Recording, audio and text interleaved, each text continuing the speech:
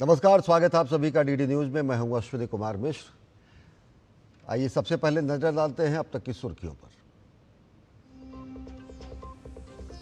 देश और विश्व बापू को कर रहा है नमन। राष्ट्रपति, उपराष्ट्रपति और प्रधानमंत्री ने राजघाट जाकर अर्पित की श्रद्धांजलि। देश लाल बहादुर शास्त्री को भी कर रहा है स्मरण।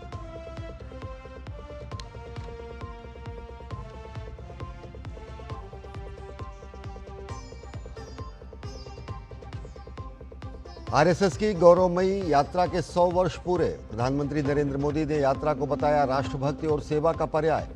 लेख में प्रधानमंत्री ने कहा, विकसित भारत में संघ का अहम योगदान।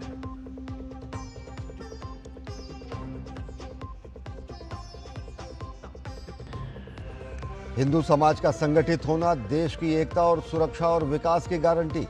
नागपुर में संघ प्रमुख डॉक्टर मोहन भागवत ने कहा, देश को बनना होगा आत्मनिर्भर।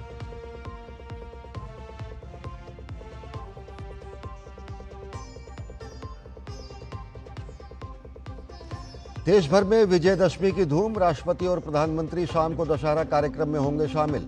रक्षा मंत्री ने भुज सैन्य अड्डे पर शस्त्र पूजा की।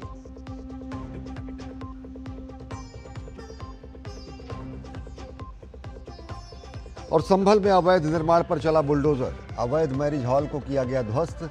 तालाब की जमीन पर कब्जा कर बनाया गया था मैरिज हॉल।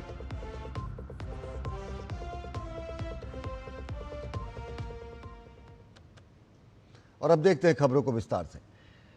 देश और विदेश में आज महात्मा गांधी की 156वीं जयंती मनाई जा रही है। 2 अक्टूबर का दिन राष्ट्रपिता महात्मा गांधी की जयंती के रूप में पूरे देश और दुनिया में श्रद्धा और सम्मान के साथ मनाया जाता है। महात्मा गांधी ने सत्य और अहिंसा के बल पर भारत को आज़ादी दिलाने में महान योगदान दिया। उनका मानना था कि हिंसा किसी समस्या का समाधान नहीं है, बल्कि शांति और सच्चाई से ही सही बदलाव लाया जा सकता है। राजघाट पर राष्ट्रपति द्रौपदी मुर्मू ने राष्ट्रपिता महात्मा गांधी को श्रद्धासुमन अर्पित किए।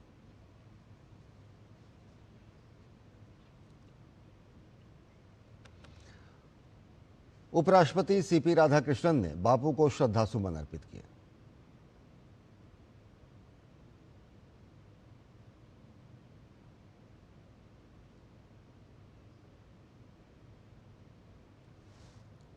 प्रधानमंत्री नरेंद्र मोदी ने राजघाट पहुंचकर बापू को श्रद्धांजलि अर्पित की।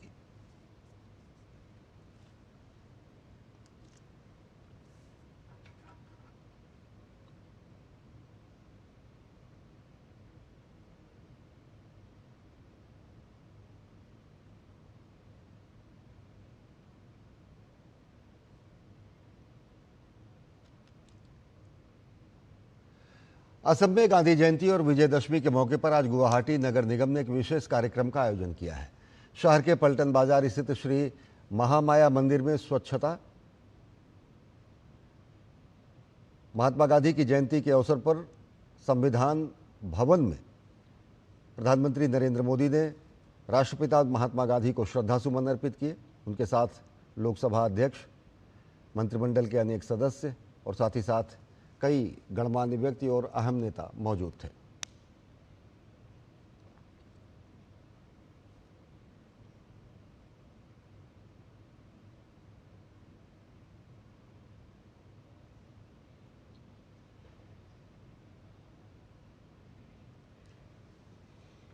असम में गांधी जयंती और विजयदशमी के मौके पर गुवाहाटी में नगर निगम ने एक विशेष कार्यक्रम का आयोजन किया है। शहर के पलटन बाजार स्थित श्री महामाया मंदिर में स्वच्छता और वृक्षारोपण अभियान चलाया गया है। इस कार्यक्रम में असम के राज्यपाल लक्ष्मण प्रसाद आचार्य मुख्य अतिथि के रूप में शामिल हुए।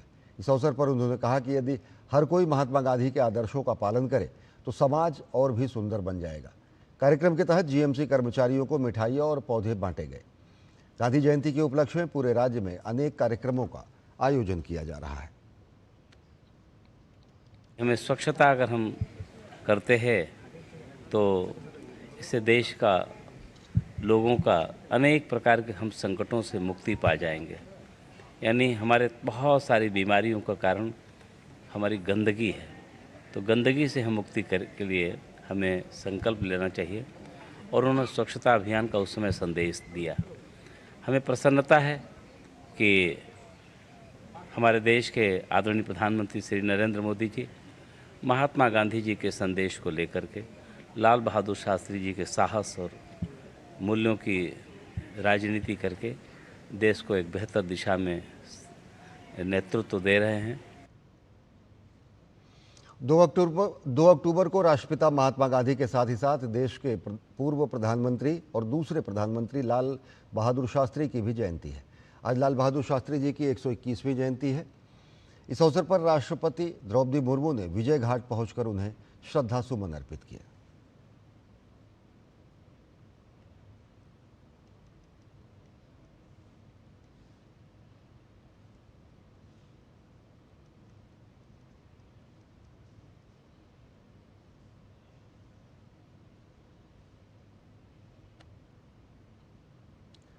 उपराष्ट्रपति सीपी राधाकृष्णन ने पूर्व प्रधानमंत्री लाल बहादुर शास्त्री की जयंती पर उन्हें विजय घाट पहुंचकर श्रद्धा सुमन अर्पित किए।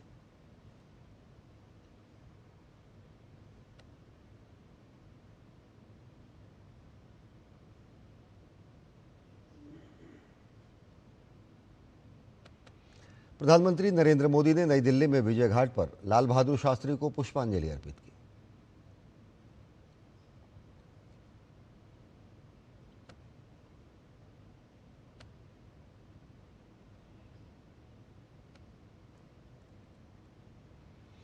प्रधानमंत्री नरेंद्र मोदी ने संविधान सदन में पूर्व प्रधानमंत्री लाल बहादुर शास्त्री को पुष्पांजलि अर्पित की।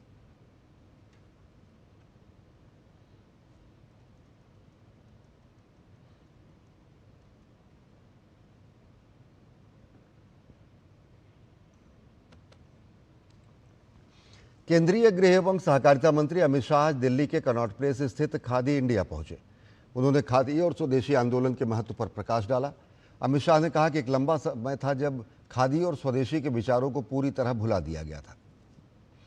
प्रधानमंत्री नरेंद्र मोदी को इसका श्रेय देते हुए उन्होंने कहा कि 2003 में गुजरात के मुख्यमंत्री के तौर पर उन्होंने खादी को पुनर्जीवित करने का अभियान शुरू किया।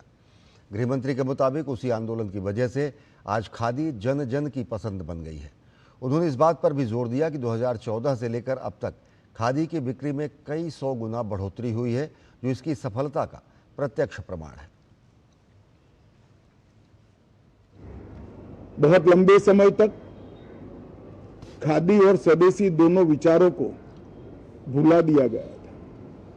मुझे ठीक याद है 2003 में जब देश के प्रधानमंत्री नरेंद्र मोदी जी गुजरात के मुख्यमंत्री थे, तब उन्होंने गुजरात में खादी को पुनर्जीवित करने का एक बड़ा अभियान चलाया और वहीं से ये आंदोलन की शुरुआत हुई।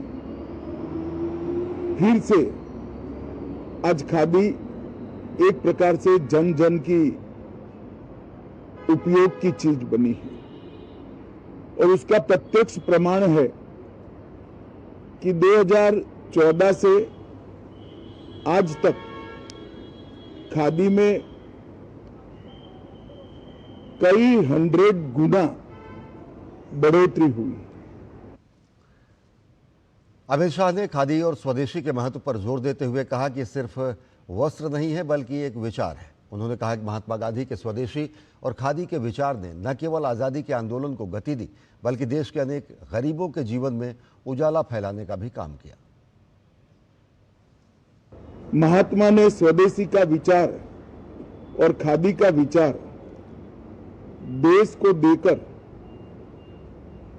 आजादी का आंदोलन को तो गति दिया ही दिया, परंतु अनेक गरीबों के जीवन में उजियारा फैलाने का काम किया। खबरें अभी और भी हैं, लेकिन वक्त एक छोटे से ब्रेक का। देखते रहिए डीडी न्यूज।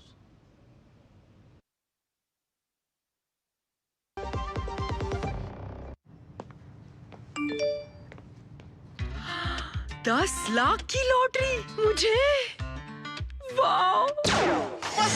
फर्जी ऑफर्स से सावधान। आरबीआई कहता है जानकार बनिए, सतर्क रहिए। मेरी पसंद, मेरी पसंद,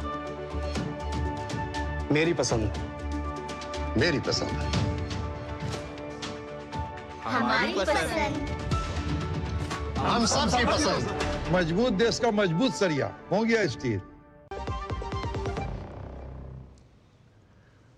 ब्रेक के बाद आप सभी का स्वागत है। प्रधानमंत्री नरेंद्र मोदी ने राष्ट्रीय स्वयंसेवक संघ के 100 वर्ष पूरे होने के उपलक्ष्य में एक ब्लॉग लिखा। सोशल मीडिया प्लेटफॉर्म एक्स पर लेख साझा करते हुए प्रधानमंत्री ने कहा कि आज से 100 साल पहले विजयादशमी के दिन ही समाज सेवा और राष्ट्र निर्माण के उद्देश्य से राष्ट्रीय स्वयंसेवक संघ की स्थापना हुई। लंबे कालखंड के दौरान असंख्य स्वयंसेवकों ने इस संकल्प को साकार करने के लिए अपना जीवन समर्पित कर दिया। इसे लेकर मैंने अपने विचारों को शब्दों में ढालने का प्रयास किया है। प्रधानमंत्री ने लिखा, यह हमारी पीढ़ी के स्वयंसेवकों का सौभाग्य है कि हमें संघ के शताब्दी वर्ष जैसा महान अवसर देखने को मिल रहा है। संघ की 100 वर्षों की इस गौरवमयी यात्रा की स्मृति में भारत सरकार ने विशेष डाक टिकट और स्मृति सिक्के भी जारी किए हैं। संघ के अलग अलग संगठन भी जीवन के हर पक्ष से जुड़कर सेवा कर रहे हैं। शिक्षा, कृषि, समाज कल्याण, आदिवासी, महिला कल्याण, महिला सशक्तिकरण, समाज के अनेक क्षेत्रों में संघ निरंतर कार्य कर रहा है। प्रधानमंत्री ने लिखा कि समाज के साथ एकात्मता और संवैधानिक संस्थाओं के प्रति आस्था ने संघ के स्वयंसेवकों को हर संकट में स्थित प्रज्ञ रखा, समाज के प्रति संवेदनशील बनाए रखा। वर्तमान सरसंघ चालक मोहन भागवत जी ने भी समरसता के लिए समाज के सामने एक कुआं, एक मंदिर और एक स्मशान का स्पष्ट लक्ष्य रखा है। संघ के पंच परिवर्तन, स्वबोध, सामाजिक समरसता, कुटुंब प्रबोधन, नागरिक शिष्टाचार और पर्यावरण, ये संकल्प हर स्वयंसेवक के लिए देश के समक्ष उपस्थित चुनौतियों को परास्त करने की बहुत बड़ी प्रेरणा है।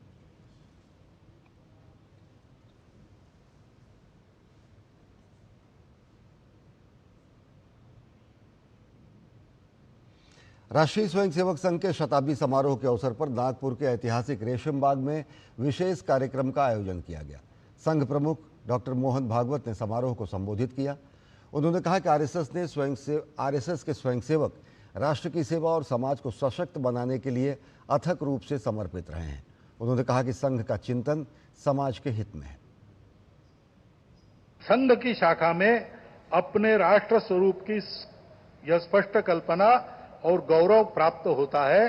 और जो मैंने 5 बातें कही, कर्तृत्व, नेतृत्व, व्यक्तित्व, समझदारी और भक्ति, वो भी शाखा के इन संस्कारों से प्राप्त होती है। इसके आधार पर जो परिवर्तन आएगा समाज में, उससे भारतवर्ष खड़ा होगा। भारत का यही आत्मस्वरूप आज की देशकाल परिस्थिति से सुसंगत शैली में फिर से विश्व में खड़ी करनी है। संघ प्रमुख डॉक्टर मोहन भागवत ने हिंदू समाज के संगठन को सुनिश्चित करने की एकता पर बल दिया। उन्होंने कहा कि हिंदू समाज का संगठित होना देश की एकता, सुरक्षा और विकास की गारंटी है। हिंदू समाज का बल संपन्न होना, शील संपन्न होना, संगठित होना इस देश के एकता, एकात्मता, सुरक्षा और विकास की गारंटी है। क्योंकि हिंदू समाज सनातन काल से यहां चलते आया है, वो इस देश का उत्तरदायी समाज है, रिस्पॉन्सिबल सोसाइटी। आज देश भर में विजयदशमी का पर्व पारंपरिक हर्षोल्लास के साथ मनाया जा रहा है। ये दिन नवरात्रि अनुष्ठान और दुर्गा पूजा के समापन के साथ ही साथ बुराई पर अच्छाई के विजय का प्रतीक है। राष्ट्रपति द्रौपदी मुर्मू आज दिल्ली के माधवदास पार्क में दशहरा उत्सव में शामिल होंगी। वहीं प्रधानमंत्री नरेंद्र मोदी पूर्वी दिल्ली के पटपड़गंज में रामलीला समिति द्वारा आयोजित पारंपरिक रावण दहन आयोजन में हिस्सा लेंगे। मान्यता है कि दशहरे के दिन ही भगवान श्री राम ने रावण का वध कर विजय प्राप्त किया था और देवी दुर्गा ने नवरात्रि और 10 दिन के युद्ध के बाद महिषासुर संहार किया था। इसके प्रतीक के तौर पर देश भर में रावण दहन का कार्यक्रम पारंपरिक आस्था और विश्वास के साथ संपन्न होता है। इसके साथ ही शाम को रावण, मेघनाथ और कुंभकर्ण के पुतलों का दहन कर विजयदशमी का उत्सव धूमधाम से मनाया जाता है।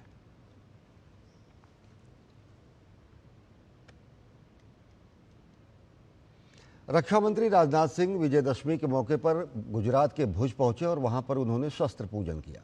इस दौरान रक्षा मंत्री ने भारतीय संस्कृति में शस्त्र पूजन के महत्व को बताते हुए कहा कि भारतीय संस्कृति ने हमेशा धर्म की रक्षा के लिए शस्त्र उठाया है। रावण का वध करने के लिए प्रभु श्री राम ने शस्त्र उठाया तो शस्त्र उठाकर ही देवी मां ने असुरों का संहार किया। यह भारतीय संस्कृति है जहां किसान हल की पूजा करता है, लोहार अपने औजारों के सामने खड़े होकर हाथ जोड़ता है, विद्यार्थी अपनी पुस्तकों को अपने मस्तक से लगाता है। इसी प्रकार सैनिक शस्त्रों की पूजा करते हैं। हमारे यहाँ हथियारों को कभी भी केवल हिंसा का साधन नहीं माना गया है। हमारे लिए शस्त्र केवल एक टूल नहीं है, शस्त्र केवल शक्ति प्रदर्शन के लिए नहीं है, बल्कि हम यह मानते हैं कि शस्त्र धर्म की स्थापना करने के लिए साधन। इसलिए भगवान श्री राम ने अपने धर्म धनुष से अधर्मी रावण का वध किया और मां दुर्गा ने अपने शस्त्रों से असुरों का संहार किया। हिमाचल प्रदेश के कुल्लू में राष्ट्रीय स्वयंसेवक संघ ने दशहरे को धूमधाम से मनाया। शहर भर में ढोल नगाड़ों के साथ स्वयंसेवकों ने शानदार पथ संचलन किया। 1925 में विजयदशमी के दिन ही नागपुर में केशव बलराम हेडगेवार ने राष्ट्रीय स्वयंसेवक संघ की स्थापना की थी। आज संघ अपनी यात्रा के 100 वर्ष पूर्ण कर विजयदशमी के दिन अपने शताब्दी समारोह को मना रहा है।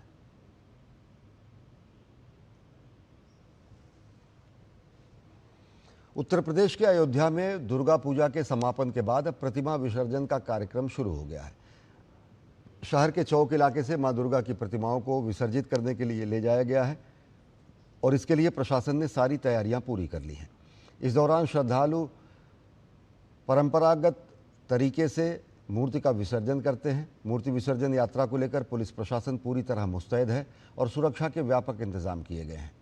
विसर्जन जुलूस के मार्गों पर जगह जगह बैरिकेडिंग लगाई गई है ताकि यातायात व्यवस्था सुचारू रूप से बनी रहे।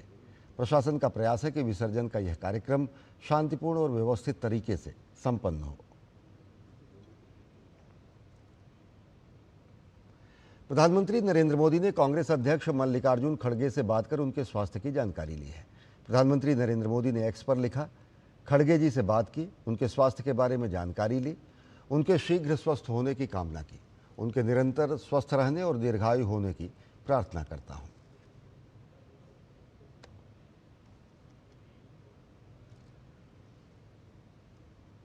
केंद्रीय मंत्री अश्विनी वैष्णव ने आज इलेक्ट्रॉनिक्स कंपोनेंट मैन्युफैक्चरिंग योजना यानी ECMS के तहत 1 लाख करोड़ रुपए से अधिक के निवेश आवेदन मिलने की जानकारी दी। इस पर खुशी जाहिर करते हुए केंद्रीय मंत्री ने कहा कि आवेदन स्पष्ट रूप से प्रधानमंत्री नरेंद्र मोदी के इलेक्ट्रॉनिक्स मैन्युफैक्चरिंग पर फोकस और पिछले 11 वर्षों में दुनिया द्वारा भारत में विकसित किए गए विश्वास को प्रदर्शित करता है। ये स्कीम जिसमें 1,15,351 करोड़ रुपए का इन्वेस्टमेंट की एप्लीकेशंस आई है इलेक्ट्रॉनिक्स कंपोनेंट मैन्युफैक्चरिंग में, ये दर्शाता है, ये क्लियरली शो करता है कि माननीय प्रधानमंत्री श्री नरेंद्र मोदी जी का जो इलेक्ट्रॉनिक्स मैन्युफैक्चरिंग पर फोकस है और जो पिछले 11 वर्षों में जो ट्रस्ट डेवलप हुआ है दुनिया भर का भारत पर, ये ट्रस्ट आज इन्वेस्टमेंट में, प्रोडक्शन में और एम्प्लॉयमेंट में परिणत हो रहा है। It's resulting into investment, employment and extra production. Employment, we have targeted 91,600 persons. Here the employment which is expected is 1.5 times at 1,41,000 persons employment. केंद्रीय मंत्री अश्विनी वैष्णव ने कहा कि देश में पूंजीगत उपकरणों के डिजाइन के लिए एक विशाल पारिस्थितिकी तंत्र गति पकड़ रहा है और एक बार यह पारिस्थितिकी तंत्र पूरा आकार ले लेगा तो उद्योग मजबूती से स्थापित होंगे। I'm very happy to share with you that in Coimbatore, in Pune, in Bangalore, in Rajkot, in Baroda, a huge ecosystem is gathering momentum for manufacturing and designing capital equipment. Today you go to any of the electronics manufacturing plant, you'll find a reasonable number of equipment which are now designed and made in India. केंद्रीय मंत्री अश्विनी वैष्णव ने इस बात पर खुशी जाहिर की कि जो आवेदन प्राप्त हुए हैं उनमें करीब 60% आवेदन नए MSME यानी सूक्ष्म, लघु और मध्यम उद्यम के हैं। We have also seen in this application process that many new players and especially many MSME players have come in large numbers. I would say about 60% of the applications are from MSME players. Bihar में अब तक 14 Vande Bharat semi high speed train का परिचालन किया जा रहा है और इनमें से एक वंदे भारत ट्रेन पटना से न्यू जलपाईगुड़ी यानी पश्चिम बंगाल के लिए चलाई जा रही है। ये वंदे भारत ट्रेन बिहार की राजधानी पटना को बंगाल से जोड़ती है। वहीं कोसी, सीमांचल, मिथिलांचल के मुसाफिरों के लिए ये वरदान साबित हो रही है। वंदे भारत ट्रेन में डीडी न्यूज़ दिल्ली की टीम ने अपने वरिष्ठ सहयोगी राजेश राज के साथ सफर किया। बिहार में सेमी हाई स्पीड ट्रेनों का परिचालन शुरू हो चुका है। डीडी न्यूज़ दिल्ली की टीम जिस ट्रेन में सफर कर रही है, ये अत्यंत ही महत्वाकांक्षी वंदे भारत ट्रेन है जो पटना से न्यू जलपाईगुड़ी पश्चिम बंगाल तक की यात्रा करेगी। आप देख सकते हैं कि इसमें जो पैसेंजर हैं उनकी ऑक्यूपेंसी देखने लायक है। त्योहार का मौसम है और त्योहार के मौसम के बावजूद भी ट्रेन खचाखच भरी हुई है। अमूमन बिहार में ट्रेनों में भारी भीड़ देखने को मिलती है, लेकिन वंदे भारत ट्रेनों में कई बार सीटें खाली भी रह जाती थी, ऐसी खबरें आती थी। लेकिन बिहार के वंदे भारत ट्रेनों में आप देख सकते हैं कि यहाँ पर लोग किस तरीके से, ये चेयर कार है और चेयर कार में लोग आराम से सफर कर रहे हैं। जो भारतीय रेल के द्वारा उन्हें भोजन उपलब्ध कराया गया है, उस भोजन का वो लुत्फ भी उठा रहे हैं। पानी की बोतल भी दी जा रही है और आराम से मुसाफिर जो हैं वो यात्रा कर रहे हैं। पटना से जब ये वंदे भारत ट्रेन खुलती है, सीधे पटना सिटी रुकती है और पटना सिटी के बाद बेगूसराय, बेगूसराय के बाद खगड़िया, खगड़िया के बाद नौगछिया और कटिहार होते हुए, किशनगंज होते हुए वो पश्चिम बंगाल के जलपाईगुड़ी तक यह ट्रेन जो है आराम से सफर तय कर रही है। बिहार में कुल semi high speed train Vande Bharat की संख्या 14 है, जो पटना से रांची, पटना से वाराणसी और न्यू जलपाईगुड़ी, पटना, अन्य जो ट्रेन है वहां पर आप देखेंगे कि जोगबनी, जो बिल्कुल नेपाल की सीमा से सटा हुआ है, जोगबनी से पटना तक की यात्रा भी वंदे भारत से बखूबी की जा रही है। इसके अलावा अगर देखें तो देवघर से वाराणसी, हावड़ा न्यू जलपाईगुड़ी और जमालपुर जो है, जमालपुर से हावड़ा, टाटानगर पटना वंदे भारत, पाटलिपुत्रा गोरखपुर वंदे भारत। इसके अलावा अगर बात करें तो पटना हावड़ा, पटना गोमती नगर समेत अगर देखें तो तकरीबन 14 वंदे भारत ट्रेनों का परिचालन बिहार में किया जा रहा है और मुसाफिर जो हैं वो आराम से इस ट्रेन में यात्रा कर रहे हैं। और बिहार के लिए सबसे जो बड़ी बात है कि जो कहा जाता है, सवाल सबसे बड़े पहले उठते रहे थे कि एग्जिस्टिंग पटरियों पर आखिर सेमी हाई स्पीड ट्रेन का परिचालन कैसे हो पाएगा, लेकिन भारतीय रेल के जांबाज इंजीनियरों ने इसे सफल कर दिखाया और उसी पटरी पर जिस पर सामान्य ट्रेनें सफर करती हैं, उन पटरियों को दुरुस्त करने के बाद semi high speed train Vande Bharat का परिचालन बिहार में बखूबी किया जा रहा है और मुसाफिर आराम से अपनी यात्रा जो है, सुहाने सफर का आनंद रेल में उठा भी रहे हैं। कैमरामैन शिव सुमन के साथ पटना न्यू जलपाईगुड़ी वंदे भारत एक्सप्रेस से मैं राजेश राज, डीडी न्यूज़ के लिए। यूपी के संभल में तालाब की जमीन पर बने मैरिज हॉल पर बुलडोजर की कार्रवाई की गई है। पुलिस बल ने बुलडोजर की मदद से मैरिज हॉल को ध्वस्त कर दिया है। इस दौरान जिलाधिकारी डॉक्टर राजेंद्र पैंसिया ने पुलिस और साथ ही साथ पुलिस अधीक्षक कृष्ण कुमार बिश्नोई स्वयं मौजूद रहे। कार्रवाई करने से पहले प्रशासन ने मैरिज हॉल के मालिक को नोटिस जारी किया था।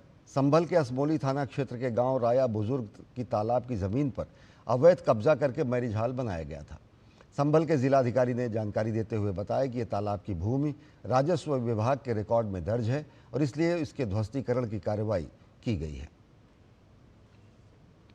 ये तालाब की भूमि है, डाटा संख्या 691 के ऊपर 2310 वर्ग मीटर तालाब दर्ज है राजस्व अभिलेखों में और उस पर मैरिज पैलेस बहुत बड़ा बना लिया गया था, तो उसी के ध्वस्तीकरण की कार्रवाई शुरू की गई है।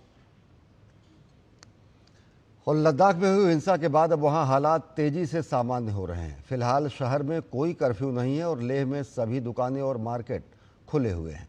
जनजीवन तेजी से सामान्य हो रहा है।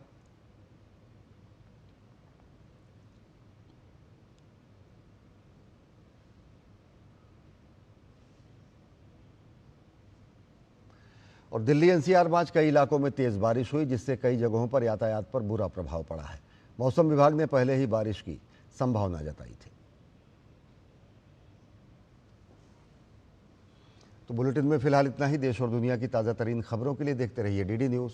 नमस्कार।